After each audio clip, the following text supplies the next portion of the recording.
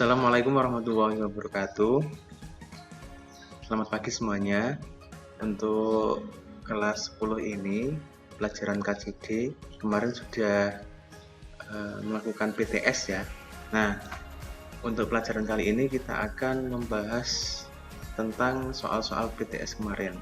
Mungkin banyak yang ini ya, yang merasa sudah benar, ternyata nilainya kurang dari yang diharapkan. Nah, untuk kali ini agar kalian lebih lebih paham, lebih mengerti mana yang salah dan mana yang benar. Oke, langsung saja ya, biar nggak lama-lama.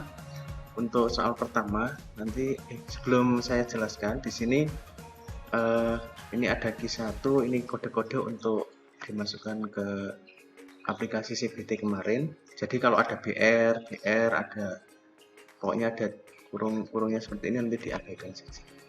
Oke, langsung saja kita mulai. Nomor 1, pertanyaan adalah semua jenis pekerjaan dimanapun tempatnya selalu mengandung resiko terjadinya kecelakaan atau penyakit akibat kerja. Berikut ini adalah resiko yang mungkin terjadi akibat bekerja dengan menggunakan komputer. Resiko ketika kita menggunakan komputer, laptop, ataupun ya perangkat-perangkat yang terkait dengan komputer. Nah, ini ada 6. Yang pertama, tangan dan jari pegal atau sakit. 2, mata perih, berair, bahkan rabun jauh. Pinggang sakit, perut sakit, punggung sakit, hidung sakit. Nah, dari ke-6 ini yang disebutkan di atas ini ya, nomor berapa sajakah yang sesuai dengan resiko akibat bekerja dengan komputer? Nah, kalau di sini kunci jawabannya C. 1, 2, 3, 5. 1, tangan dan jari. Nah, kalau kalian kan kalau pakai komputer kan mesti ngetik ya, sering ngetik dan sebagainya, itu bisa tangan atau jarinya pegal atau sakit. Terus kemudian karena layar kan ada radiasinya, jadi kita kan kalau sering-sering melihat layar, apalagi kalau cahayanya sangat berbeda dengan ruangan, misalnya gelap-gelapan, terus kemudian kalian main HP ataupun komputer, pasti mata akan cepat perih atau berair. Nah, ini kalau misalnya kalian tidak tidak sesuai dengan K3LH atau keselamatan kerja lingkungan hidup, ada lingkungan hidup, itu nanti kalian bisa rabun. Jadi hati-hati ya untuk menggunakan layar. Jadi ya sewajarnya aja, jangan terlalu lama, jangan terlalu dekat. Kalau bisa pakai kacamata anti radiasi lebih bagus. Terus kemudian nomor 3, pinggang sakit karena kan posisi kita duduk ya. Kalau kalau kita pakai komputer pasti duduk. Jarang kalau orang main komputer berdiri, kecuali operator mesin yang menggunakan komputer kayak di pabrik-pabrik itu mungkin berdiri. Tapi kalau kita sebagai multimedia itu biasanya kerjanya sama duduk. Nah, kalau terlalu lama duduk, apalagi duduknya kurang sesuai dengan K3LH atau keselamatan kerja, itu nanti punggungnya akan sakit. Ini bisa berakibat pada tubuh kita. Terus selanjutnya 5, pinggang ya, bedanya pinggang sama punggung ya. Nah, ini punggung juga sakit. Nah, kenapa kok jawaban A salah? Coba 1, 2, 3 kan sudah benar tadi. 4-nya, kalau kalian main komputer tidak akan pengaruh dengan perut, kecuali kalau kalian belum makan ya emang gitu nanti bisa sakit perut. Tapi kalau secara fisiknya komputer itu tidak mempengaruhi dengan sakit perut. Berarti yang nomor 4 ini salah. Tinggal dilihat saja, yang ada nomor 4-nya B, ada nomor 4-nya berarti salah. C tadi sudah benar ya. D di sini ada nomor 4-nya, E ada nomor 4-nya, apalagi ada nomor 6-nya. Kalau ada 4 dan 6 berarti di sini salah, karena komputer tidak menyebabkan hidung sakit kecuali nanti kalau kebentur.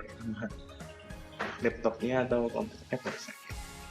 Lanjut yang kedua, ini ada gambar posisi duduk menggunakan nomor yang benar. Keterangan manakah yang tidak sesuai atau salah dengan gambar tersebut? Gampang aja ya. Sini kira-kira nanti yang tidak sesuai dengan ketiga yang mana? Kalau jawabannya D, kepala dan badan sedikit membungkuk, padahal ini kan tidak membungkuk. Kalau pandangan pada naskah, benar ya, ini naskahnya sini. Naskah ini maksudnya naskah yang ada di layar. Garis pandang mata harus tegak lurus dengan monitor. Nah, tegak lurus ya. Lengan siku, maksudnya ini lengan siku. Terus punggung pada sandaran. Ini harus benar semua ya. Ini tinggal lihat gambar ya, tidak sesuai dengan gambar. Nah, itu jawabannya. Kalau ini salah berarti jawabannya ngawur. Selanjutnya kita lanjut ke soal nomor 3. Ini saya gabungkan belum. Sudah. Nomor 3, perhatikan gambar berikut ini dan apa nama dan fungsi ya yang tepat. Kalau misalnya namanya salah, fungsinya benar berarti belum tepat. Nah, ini gambar prosesor. Kalau jawabannya ada prosesor berarti benar. Nah, ini sudah, ini prosesor sebagai otak, jawabannya A. Kalau jawab RAM bukan ini RAM, nanti di soalnya ada. Hadis bukan ini, heatsink bukan ini. Ini namanya prosesor. Biasanya ada core atau biasanya kalau ada AMD, kalau Intel yang saingannya itu ada AMD. Itu prosesor, bentuknya kotak. Terus kemudian ini yang hard disk. Ini hard disk enggak ada. Terus ini walaupun ada tulisan Intel, ini bukan prosesor, tapi ini untuk mendinginkan prosesor. Namanya heatsink. Ingat saja kalau ada kipasnya itu pasti namanya heatsink. Ya, jawabannya sih. Nah, ini yang namanya RAM, ini namanya hard disk. Nah, berikutnya adalah gambar dari RAM dan hard disk. Ini RAM, ini hard disk. Apa perbedaan yang mendasar terkait fungsi dari dua komponen tersebut? RAM untuk menyimpan data secara permanen, salah ya. Jawabannya yang B ini. Hard disk untuk data secara permanen, benar. RAM untuk menyimpan data secara sementara.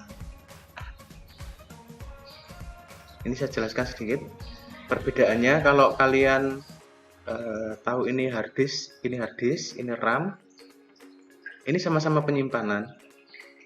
Nah, kalau menurut kalian penyimpanan itu untuk menyimpan file itu diluruskan di sini.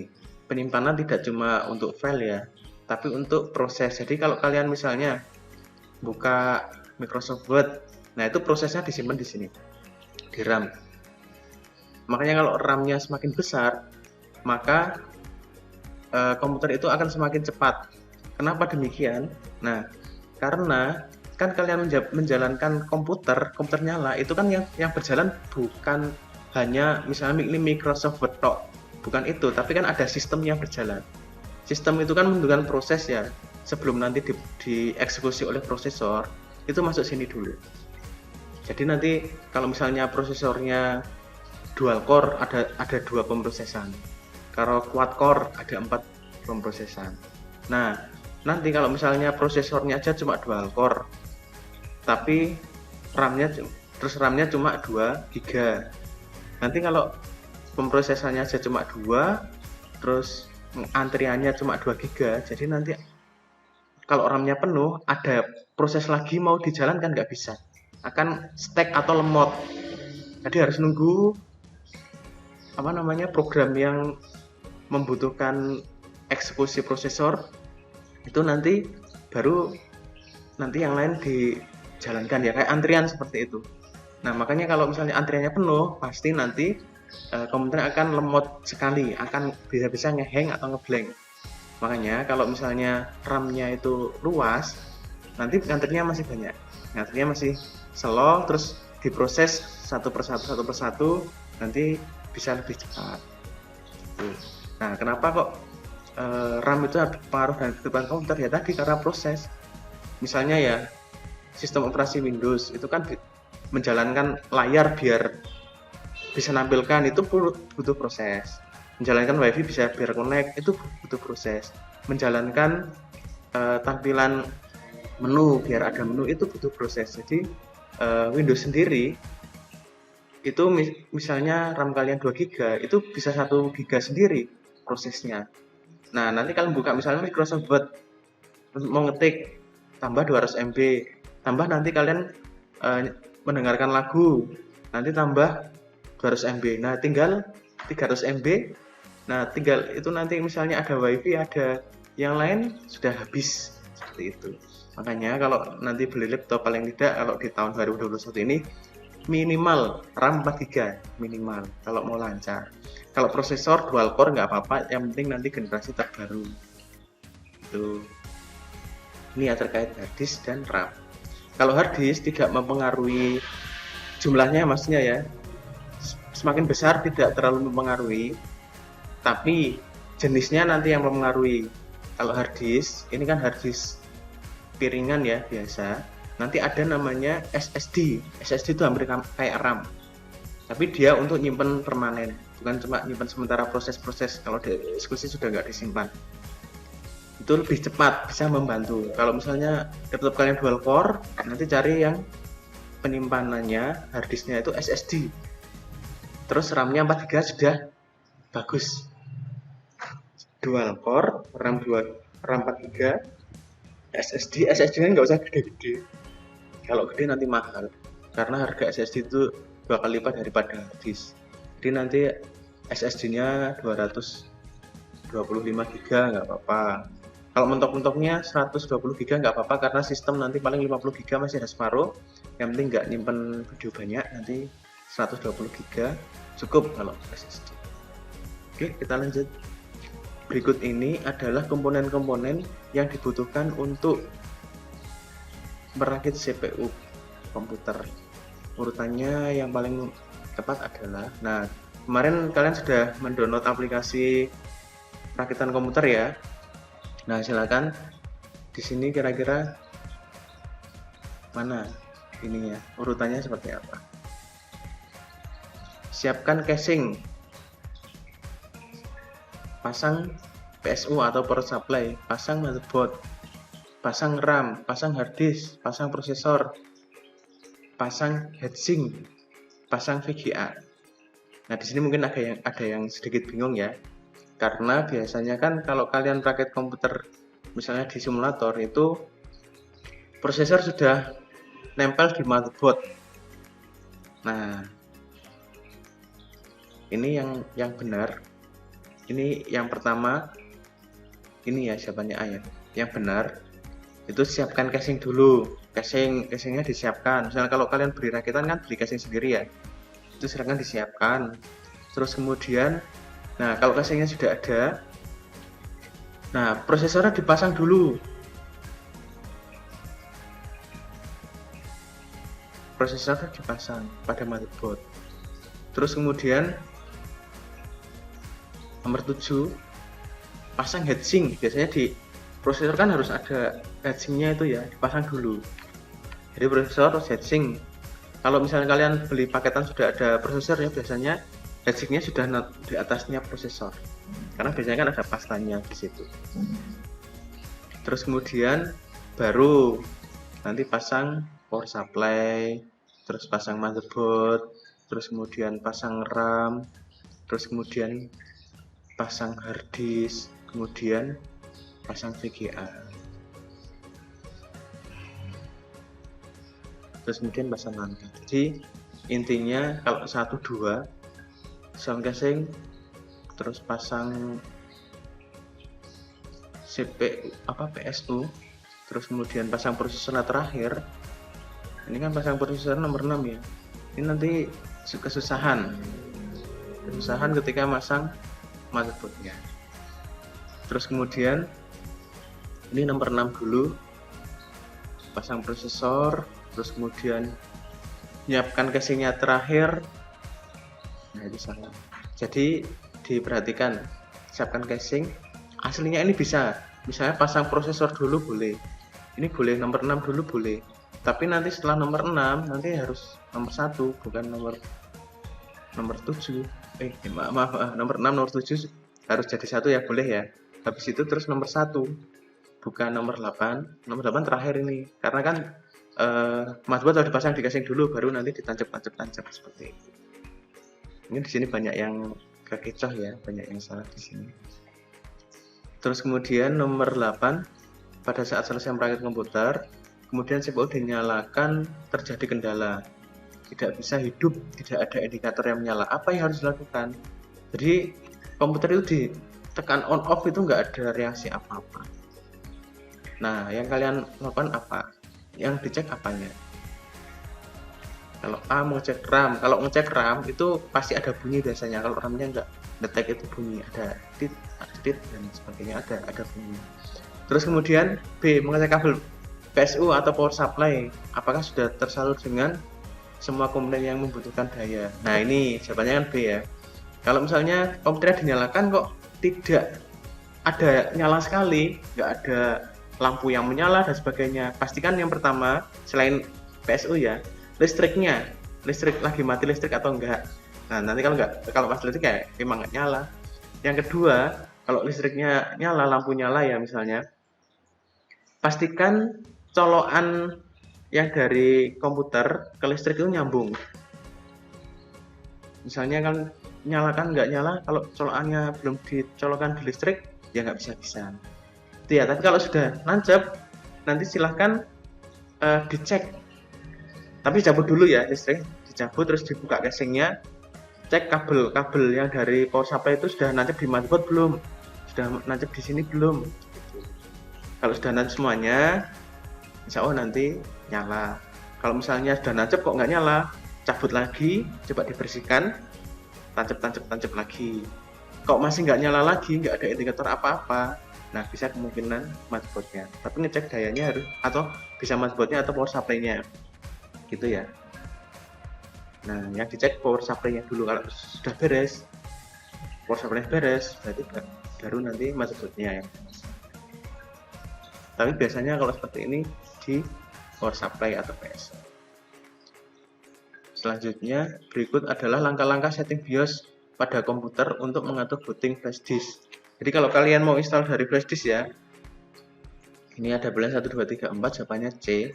Itu berarti kalian tekan F2 atau di F8 di keyboard, tergantung laptop atau PC-nya. Biasanya kalau kalian nyalakan itu kan ada hitam dulu terus keluar logonya. Itu di bawah ada tulisan press F2 to set up to BIOS atau press F8. Nah, tadi dilihat ya. Kalau misalnya F2 ya tekan F2, kalau F8 F8.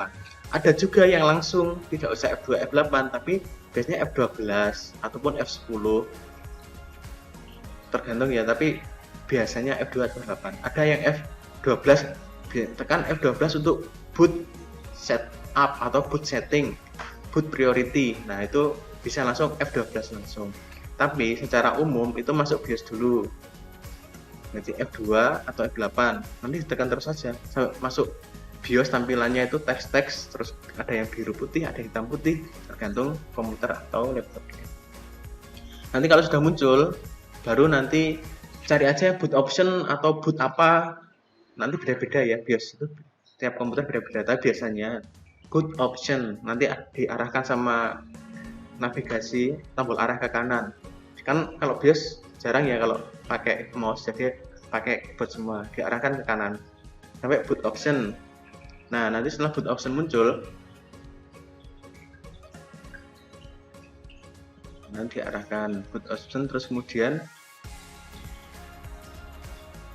arahkan ke boot priority. Ini beda-beda ya, tapi yang paling umum boot priority. Kalau nggak ada boot priority, pokoknya yang penting nanti ada boot, dicek hard disk, tapi berarti harus lancep ya, HDD kalau hard disk, FDD itu flash disk, ada LAN juga biasanya. Nah, kalian pilih yang FDD, kalian enter. Kalau misalnya pilihannya cuma satu, boot priority tok, nanti kalian enter, itu ada pilihan mau boot lewat mana, seperti itu. Nah, standarnya itu hard disk, bisa DVD, bisa hard disk, tapi biasanya hard disk. Nah, kalau hard disk di bawah sendiri, kalian enter, terus nanti geser ke atas, terus enter, atau lihat petunjuk di bawahnya, misalnya F5 untuk menurunkan, F6 untuk mengataskan, diarahkan ke FDD, tekan F6 untuk biar naik ke atas. Nah, nanti kalau udah ke atas, baru nanti di F10 untuk disimpan. F10 ditekan, terus nanti ada yes, no, pilih yes untuk menyimpan settingan BIOS, terus enter, nanti restart sendiri. Nah, restart otomatis nanti kalau flash disknya sudah ada instalasinya, nanti otomatis ngeload ke flash disk dan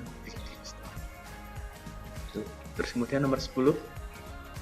Berikut ini adalah beberapa contoh sistem operasi. Tentukan sistem operasi yang sesuai dengan perangkat yang dibutuhkan. Ini yang sesuai ya. Ini kan ada sistemnya. Windows perangkatnya itu bebas, bisa Acer, bisa Lenovo, bisa Dell. Pokoknya merek-merek yang biasa di toko-toko banyak. Ada HP atau HP, ada Asus. Itu Windows bisa di semua perangkat ya. Linux. Nah, kalau Windows ini ya di semua komputer ya, semua komputer atau laptop. Tablet juga ada Windows. Linux juga sama di laptop atau PC. Ada juga yang di HP namanya Maemo, tapi sudah nggak dikembangkan lagi. Tapi rata-rata di laptop sama di komputer. Terus kemudian ada Android ini di HP. Terus kemudian ada Mac OS. Nah, ini khusus biasanya. Kalau Mac OS biasanya dia hanya di MacBook atau Mac PC. Terus kemudian iOS itu khususnya di iPhone, nggak bisa di Android, hanya bisa di iPhone saja. Itu jadi di sini ada Windows itu ke perangkat laptop PC, Linux ke laptop PC, Android. Nah, Android pun ya banyak yang kalian pakai, ada Xiaomi, ada Asus, ada Realme, ada Samsung, ada Sony dan sebagainya. Itu Android. iOS khusus di iPhone saja. Nah, ini yang cocok yang mana? Yang di sini ada Linux, laptop benar. Kalau Windows di MacBook nggak bisa. Ada namanya harus pakai emulator. Ada juga yang bisa pakai dual boot, tapi agak susah caranya. Tapi ya itu tidak resmi dari MacBook. Ada resmi itu harus pakai aplikasi pihak ketiga. Android di iPhone nggak bisa. Linux di laptop PC bisa. iOS di Android nggak bisa. macOS di iPhone nggak bisa karena macOS itu untuk komputer ataupun MacBook, Mac PC atau MacBook. Ya, terus kemudian nomor 11. Berikut ini adalah contoh sistem operasi yang sering kita jumpai. Di mana sajakah sistem operasi yang tidak dapat dipasang pada perangkat smartphone. Nah, ini yang tadi ya. Yang tidak dapat ya dipasang pada perangkat HP ya atau smartphone. OS bisa karena untuk iPhone. Windows Phone bisa ya untuk Windows Phone. Kalau sekarang jarang, kalau dulu tahun 2017, 15 terus sampai 17 masih banyak Windows Phone. Android, nah kalian pakai sampai sekarang bisa. Mac OS, nah ini nggak bisa dipasang di iPhone. Nanti soalnya pakai iOS ini untuk laptop. Windows 10 bukan phone ya, tapi Windows 10 kok nggak bisa di-install di HP ataupun smartphone. Linux juga nggak bisa. Ini semua bisa, tapi harus pakai emulator dan tidak tidak sesuai dengan yang pakai laptop maupun PC karena ada fitur-fitur yang tidak bisa. Karena cuma emulator. Dan jawabannya B, 456. Yang tidak bisa ya 45. Nomor 12, sistem operasi merupakan ruh dari suatu perangkat. perangkat manakah yang diciptakan hanya untuk perangkat merek tertentu saja. Seperti yang jelaskan tadi, Windows bisa di semua laptop atau komputer, Acer, Asus, Dell, terus kemudian yang lain pokoknya semua merek bisa. Mac OS hanya bisa di MacBook. Nah ini benar ya, karena Apple itu nggak bisa diinstal di selain Apple. Linux hanya bisa di laptop Acer. Nah salah ini, Linux itu bisa di semua, sama kayak Windows. Bedanya Windows berbayar, Linux gratis. Android hanya bisa di smartphone Xiaomi. Salah ya, bisa di Asus juga dan sebagainya. Windows hanya bisa di laptop Asus. Di laptop Acer juga bisa, SP bisa, dan laptop-laptop yang lain juga bisa. Selanjutnya, berikut ini adalah kelebihan dan kekurangan dari sistem operasi komputer. Ini ada 9. Manakah yang termasuk kelebihan dari sistem operasi Windows? Nah, kalau Windows itu gratis atau bebas, tidak ya, karena berbayar Windows itu. Terus kemudian di sini ada rawan terkena virus, termasuk kekurangan dari Windows, benar, karena berbayar ya, banyak virus-virus yang berkeliaran. Terus kemudian berbayar, ini juga Windows, mudah digunakan atau familiar. Ini Windows ya, karena hampir seluruh pengguna komputer ataupun laptop itu pakai Windows. Hanya dapat dipasang pada perangkat tertentu, salah ya, karena bisa di perangkat-perangkat yang lain. Aman dari virus? Tidak, karena ini Linux biasanya, aman dari virus itu Linux. Terus lebih ringan dan stabil. Ini biasanya lebih ke Mac OS.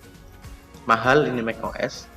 Banyak aplikasi yang dapat dipasang. Ini juga benar di Windows dan di Mac bisa. Kalau yang Linux ya banyak sih, tapi tidak sekomplit yang di Linux dan tidak sekomplit di Windows dan di Mac OS.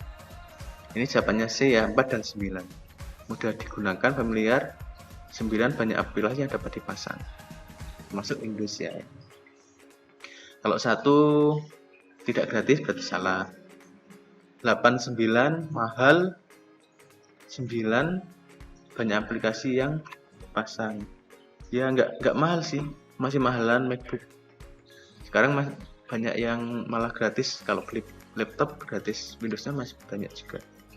Ya nggak, ya mahal nggak terlalu sih, paling ya 1 juta. Kalau MacBook kan sampai 30 juta. Ini jawabannya C yang paling tepat, 4 dan 9. Terus kemudian nomor 14, berikut ini adalah kelebihan dan kekurangan dari sistem operasi komputer. Sistem operasi pada komputer ya maksudnya ya. Nah, jangan kecoh. Di sini ada pertanyaan, manakah yang termasuk kelebihan dan kekurangan dari sistem operasi Mac? Tadi Windows, sekarang Mac.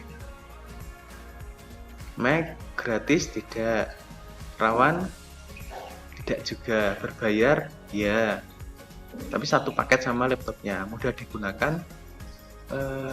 Ya juga sih, kalau sering pakai Mac bisa, kalau yang jarang pakai Mac ya mungkin agak bingung. Hanya dapat dipasang pada perangkat tertentu, benar. Aman dari virus? Kalau pengalaman saya sih aman, tapi mungkin masih ada virus. Lebih ringan dan stabil, benar. Mahal, benar. Banyak aplikasi yang dapat dipasang, masih kalah dengan Windows. Jawabannya C, 7 dan 5. Hanya dapat dipasang pada perangkat tertentu. Lebih ringan dan stabil ya untuk Mac. Kemudian pada komputer yang telah dipasang sistem operasi Windows, komputer sudah dapat dihidupkan, akan tapi ada beberapa fitur yang belum bisa digunakan. Ini kalau kalian habis install ulang komputer ke laptop, biasanya ada WiFi yang fitur tersebut dipasang driver dulu agar dapat digunakan. Fitur apa saja biasanya membutuhkan driver. Biasanya kan kalian install pasti kadang gambarnya besar-besar dan sebagainya, itu biasanya butuh diinstal driver. Nah, driver apa saja biasanya yang pokok ya, yang harus diinstal? Kalau VGA biasanya tergantung laptopnya, tapi yang terbaru-baru ini VGA-nya sudah support biasanya. Terus kemudian di sini jawabannya A, printer. Nah, printer harus diinstal ya, kalau kalian mau nyetak itu driver printer harus diinstal.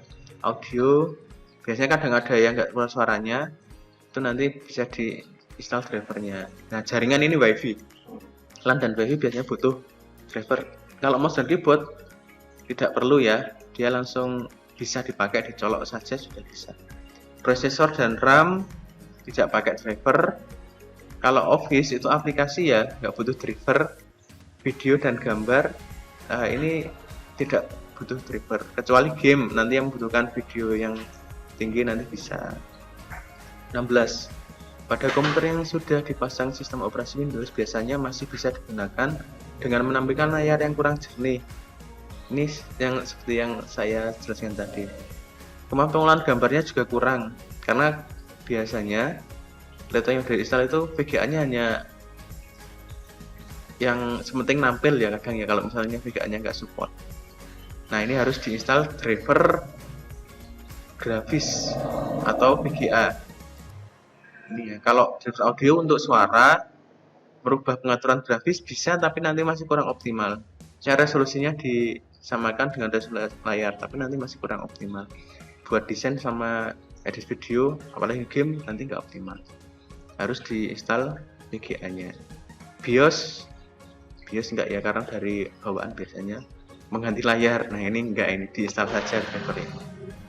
Selanjutnya nomor 17, ketika kita menginstal ulang sistem operasi Windows pada laptop, sering sekali WiFi tidak dapat digunakan. Apa yang harus kita lakukan agar WiFi bisa digunakan? Install driver wireless adapter. Nah, ini ya.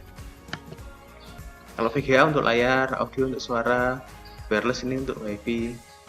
Ini nggak harus pasang IndiHome ya, ataupun beli WiFi portable karena nggak rusak perangkatnya, hanya butuh instalasi driver.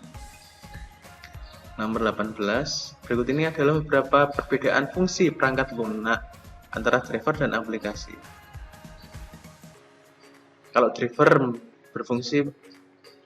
memfungsikan perangkat keras, benar, yang berhubungan dengan komputer. Sedangkan aplikasi adalah perangkat keras. Nah, aplikasi itu bukan perangkat kerasnya ya. Nomor 2, driver untuk memfungsikan perangkat keras yang terhubung dengan komputer. Nah, sedangkan aplikasi adalah perangkat lunak yang dapat mengolah dan memanfaatkan perangkat keras yang ada pada komputer. Nah, ini benar. Driver perangkat keras salah ya, aplikasi perangkat lunak. Benar, tapi drivernya salah. Aplikasi adalah sistem, driver adalah perangkat lunak. Aplikasi bukan sistem ya. Kalau sistem itu OS. Driver adalah perangkat lunak, aplikasi adalah perangkat keras. Driver memang perangkat lunak, tapi kalau yang ini salah, perangkat keras. Aplikasi bukan perangkat keras. Nah, yang benar nomor 2, driver itu kalian punya printer, kalau nggak di-install driver nggak bisa jalan. Nah, aplikasi untuk menjalankan printernya itu apa? Ya, misalnya Microsoft Word kalian ngetik baru bisa dicetak, ataupun Corel gambar dulu baru bisa dicetak. Itu aplikasinya. Tapi kalau ada aplikasi nggak ada driver juga nggak jalan. Ada driver tapi nggak ada aplikasi yang untuk media untuk mencetaknya juga nggak bisa. Berarti harus ada drivernya, harus keinstall, aplikasinya juga ada. Nomor 19, pada laptop yang sudah terinstall sistem operasi Windows dan semua perangkat sudah dapat berjalan dengan baik, kemudian kita ingin membuat suatu tulisan dan dicetak, apa saja yang perlu disiapkan?